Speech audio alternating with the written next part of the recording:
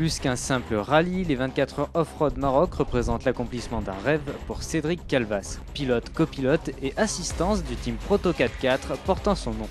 Alors moi, les 24 heures cette année, c'est une histoire de famille. En fait, j'ai 33 ans cette année. Mon père, quand il avait 33 ans, il a fait son premier Dakar. Mon père est décédé. Moi, je suis très sentimental. J'aime rallonger, on va dire, la légende des Proto Calvas. Je voulais absolument fouler le sol africain pour mes 33 ans, comme mon père. On a eu beaucoup de difficultés, il a fallu que j'abandonne beaucoup de choses, mais je viens tout seul faire la grande aventure, un peu comme mon père à l'époque. Hein. Voilà. Les choses ne vont pas être faciles pour ce novice des terres africaines. Après une erreur de navigation lors de la première étape, il écopera d'une pénalité qui l'handicapera jusqu'à la fin du rallye. L'objectif de Cédric pour ses premiers tours de roue africains n'est pas de remporter l'édition 2011, mais bien de faire franchir le drapeau à damier à son véhicule. Le résultat que je recherche, c'est faire les 4-6 heures, arriver au bout des 4-6 heures. Quoi. Le classement, peu importe, de toute façon, je ne viens pas dans les conditions dans lesquelles on devait venir au départ. J'ai pas eu le temps d'essayer la voiture. J'ai fini vendredi dernier, juste avant de prendre le bateau.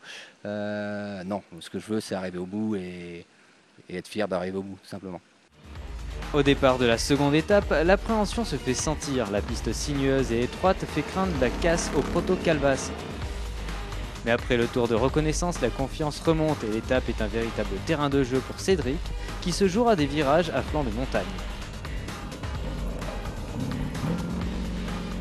Une grosse appréhension lors du tour de reconnaissance. Je me suis dit ça va être l'horreur.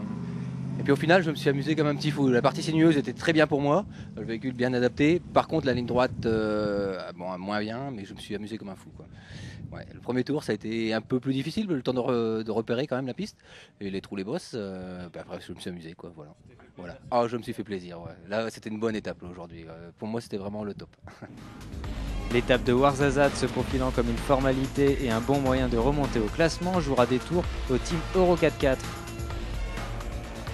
Après seulement un tour, la piste cassante aura raison du prototype. Apparemment, j'ai cassé la boîte au moment où c'est que j'ai pris une saignée dans la poussière assez violente. Hein. J'ai fait un beau soleil quand même avec la voiture. La boîte de transfert a sauté et à la réception, je ne sais pas ce qui s'est passé. La boîte automatique a lâché quoi, en fait. Hein. Voilà.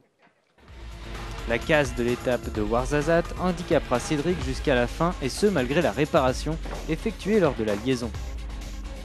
Il prendra le départ des dernières 6 heures dans le désert de Agafé, mais la boîte ne tiendra pas. Hier, on a passé la journée à remonter une boîte de vitesse. On pensait que ça allait être facile aujourd'hui de repartir. Le problème, c'est que depuis le premier tour, j'ai que le premier rapport. Problème de chauffe, je ne sais pas. La boîte de vitesse qu'on a remontée, à mon avis, n'est pas vraiment adaptée au moteur.